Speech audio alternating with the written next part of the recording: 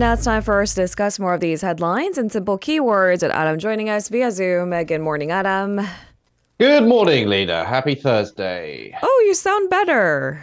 I do. Finally. Gosh. I have a really bad headache this morning, and we Oh, kind of, we didn't have coffee together, but I mean, we were in the same space. okay. You blaming me? A little bit. I was wearing a mask at the time, but if you did catch it from me, I do apologize. But yeah. The blame game begins. Just kidding. Thank you for joining us, Adam. Let's jump into our keyword news portion of the day. We're going to try to clarify some of these major headlines for our listeners, beginning with the president's trip to the Netherlands. This is our first keyword of the day. Yoon meets Rutte. So President Yoon and Dutch Prime Minister Mark Rutte have met for talks that mainly centered on semiconductor cooperation. As we alluded to, there's, I guess areas of mutual interest in trade generally. But of course, I think we have to look at what is entailed in this semiconductor alliance. What did they discuss? Yeah, so this whole trip that Yoon is taking to the Netherlands is basically just focusing and centered around semiconductors, and it was no different for his meeting with the Dutch Prime Minister. In a joint statement, they vowed to establish what they called a semiconductor alliance, so basically an upgrade from what they're considering cooperation to an alliance, basically. The two nations have also agreed to deepen their strategic partnership by establishing what they're calling a 2+2 dialogue involving foreign and industry ministers meeting biennially. In the joint statement, Yoon and Rutte expressed satisfaction with the extensive cooperation between the two countries in various fields, including economy, trade, and culture. They also announced their intention to strengthen cooperation, including economic and maritime security, to contribute to global peace, prosperity, and security as geopolitical partners. They declared their commitment to enhancing the partnership in the Indo-Pacific and Euro-Atlantic regions. They also focused on elevating the level of economic cooperation, including supply chain stabilization, especially when it comes to semiconductors. They recognized the special complementary relationship the two countries had in the semiconductor value chain, and they also reaffirmed their commitment to building a semiconductor alliance encompassing governments, businesses, and universities as well. Now, additionally, the joint statement outlined plans to expand strategic communication channels as well. Semiconductor is the main focus of President Yoon's trip to the Netherlands this time, but there are, again, other areas of mutual interest. What else did they discuss? Right, so the two countries will also push for cooperation in defense, military supplies, and emerging security areas. The two leaders also shared common views on cooperation in the Korean Peninsula and the Indo-Pacific region. They also strongly condemned North Korea's provocations. In the field of science and technology, they declared the signing of an ICT cooperation MOU, expansion of cooperation in the digital domain, and the pursuit of agreements or MOUs in science and research. Finally, they agreed to enhance cultural, artistic, and people-to-people exchanges. Other than his meeting with the Prime Minister, President Yoon also visited The Hague's Hall of Knights, where the Second World Peace Conference was held in 1907. This marked the first time, actually, a South Korean head of state has visited the site. It is the site where Emperor Gojong of the Korean Empire sent 3 envoys to the conference to notify members of the conference of Japan's aggression at the time. All right, let's move on with that to our second keyword of the day. Chip materials. So Korea selected 185 materials to stabilize its supply chain by 2030. This is in order to reduce reliance on specific countries, namely like China. I mean, it's not to single out one particular source that has been in the headlines recently. It has happened time and time before. So should we be less reliant on just a single dominant source? Can you tell us the details? Right, so I know the keywords are chip materials, but this spreads across a whole wide array of materials. Now, these key industrial materials range from special gases essential for advanced semiconductor manufacturing to general commodities like urea, for example, or diesel exhaust fluid. Now, the government aims to reduce the current 70% dependency on imports from specific countries to below 50% by the year 2030. Materials that fall under 8 categories including anodes and cathodes, as well as permanent magnets, which are crucial in manufacturing secondary batteries, but rely heavily on China, will be quote unquote specially treated by diversifying their supply sources. Korea will push to build material production facilities of its own as well, so they're not imported but made domestically. For example, it was considered more economical to import urea before the supply chain was recently disrupted by China. A research team will be formed to check the viability of urea production in Korea. The government will also back companies that have already started to secure a supply source of its own for materials like graphite and lithium hydroxide, due to being affected by the US Inflation Reduction Act. LG Chem, for example, is building a precursor production facility in the Saemangum Industrial Complex. Korea will be able to produce some 332,000 tons of NCM precursor by 2028. The Korean government plans to offer incentives and other financial support to companies that source certain materials from a third country. Materials across 35 categories will expand their inventory level to cover 100 days of supply.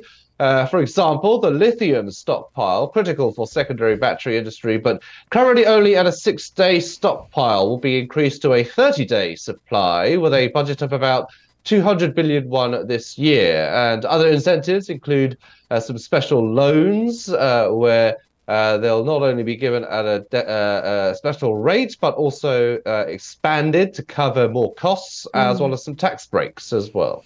All right. With that, we'll move on to our third keyword of the day. Out from isolation. The government is addressing the issue of 540,000 young people who are isolated or withdrawn from society to reintegrate into society. I think the problem is once you are isolated, kind of sort of separated from being economically active or seeking for jobs or just friendships in general, you get more isolated. So can you tell us more? How do you break that vicious cycle? It is a bit difficult one to break indeed, and it did create, the government says, it cites that the onset of the pandemic, for example, and a lot of people losing their jobs has been cited as part of the reason of why there have been so many of these so-called isolated youths.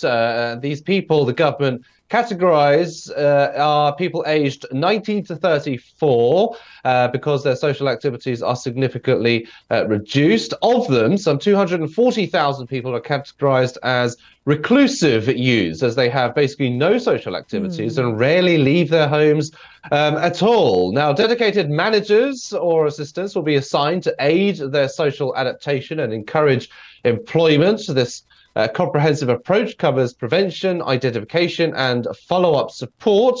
The plan includes setting up a one-stop help desk by the second half of next year. The service will allow young people to request assistance in a non-face-to-face manner in case they're a bit too shy to face people to discuss these kind of issues. Now, additionally, a self-diagnosis system on the Health Ministry's website will enable young people to assess their isolation and withdrawal levels.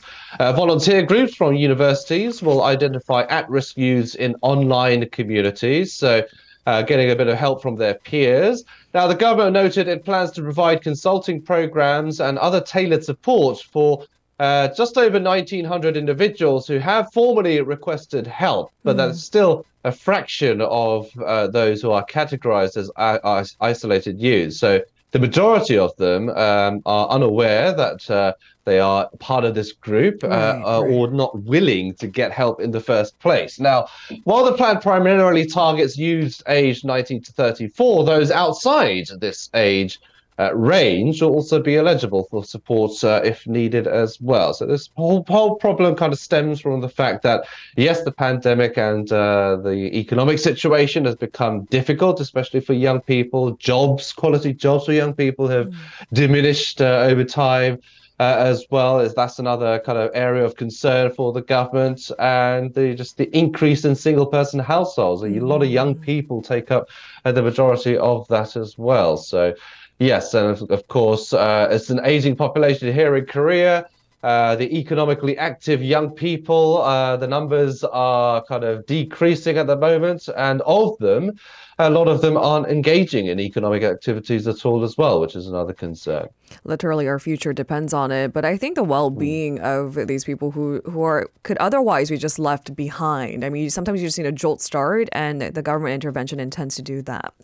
All right, we'll keep tabs on the story, and let's move on to our fourth keyword of the day. Rate freeze. So the Federal Reserve on Wednesday held its key interest rate steady for the third straight time and signaled multiple cuts to come next year. What's the latest? Yeah, so the rate is steady right now at between 5.25% and 5.5%. This decision keeps the US interest rate still at its highest level since 2001. The Fed cited slowing inflation and economic activity as reasons for the freeze. It noted that while employment growth has slowed compared to early this year, it remains strong and unemployment is still at a low level. Inflation has eased over the past year, but still remains high. That is the analysis of committee members. Now, market focus shifted to the Fed's economic outlook for the next year, released alongside the meeting results. The Fed forecasts a 1.4% economic growth rate for next year in the US, a slight decrease from the 1.5% projected in September. The inflation rate is also expected to be lower at 2.4% compared to the September forecast as well. Now, committee members penciled in at least 3 rate cuts in 2024, anticipating the benchmark interest rate to be around 4.6% by the end of next year. Now, Fed Chair Jerome Powell told reporters that he believes the benchmark interest rate has reached its peak or is near its peak in the current tightening cycle. However, he also cautioned that the post-pandemic economy has continuously surprised economists in various ways. He expressed uncertainty about guaranteeing sustained progress towards the 2% inflation target, indicating that the economic outlook does remain unpredictable. So, yes, they are saying that they will cut the rate 3 times next year. But they are also opening the door to possible freezes or increases as well, because they're just saying that the economy is a bit volatile at the moment. But by the grand scheme of things, it does look like we'll see the Fed rates decrease come next year. All right. And finally, for our last keyword of the day, after 2 weeks of furious debate, nearly 200 countries at the UN Climate Summit reached a deal. Our last keyword of the day. COP28. So countries at the COP28 Climate Summit have for the first time reached a deal to transition away from fossil fuels in an attempt to reach global net zero emissions by 2050. I think it's notable to highlight it took 28 of these meetings for us to address the elephant in the room, the culprit that's fossil fuel. What's the latest? Yeah, there was some significant kind of agreements and kind of concessions made, but of course, as you would expect, it did come with a lot of controversy and criticism as well. The COP28 was a kind of a battleground of intense negotiations over 2 weeks. The conference itself went past a day over the scheduled kind of timeline schedule for this conference. Now, countries agreed on a text that encourages countries to move away from fossil fuels and quickly ramp up renewable energy. A significant aspect of the agreement is the formal identification of fossil fuels as the primary cause of climate change. However, the deal doesn't compel countries to take action, and no timescale is specified. Many groups, including the US, UK, EU, and some of the nations which are most vulnerable to climate change, had wanted a more ambitious commitment to phase out fossil fuels. So they avoided the word kind of phasing out and moved more towards transitioning away from fossil fuels.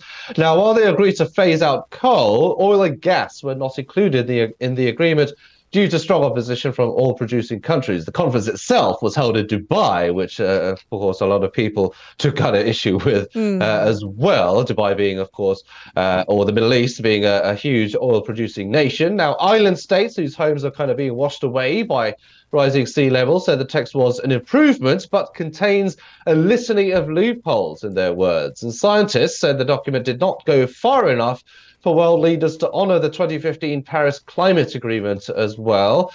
Poorer countries said they were frustrated by the lack of a concrete plan to adapt to climate change and money to do so, despite pledges totaling around $800 million during the conference.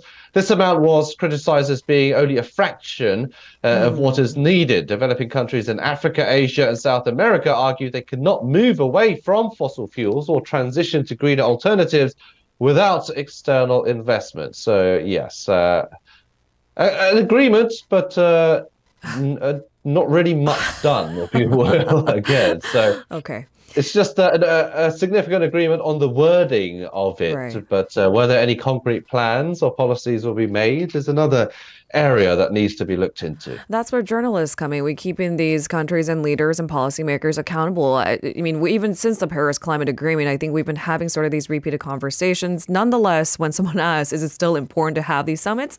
You and I would agree. We need the framework. We still need these difficult conversations to happen at least annually.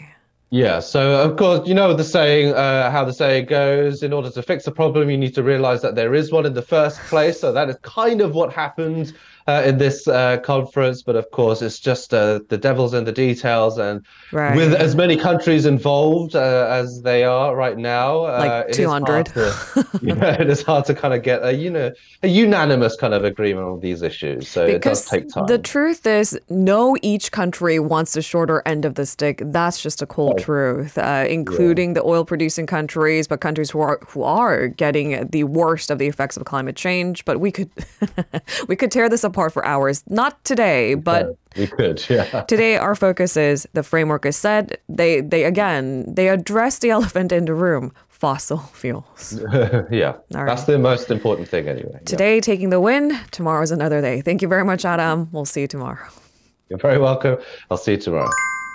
If you're listening to our program using the podcast service, just a reminder that we do go live Monday through Friday, 7 a.m. Korea Standard Time. So tune in and help us make the show more informative by giving us your input. See you bright and early on Good Morning Seoul.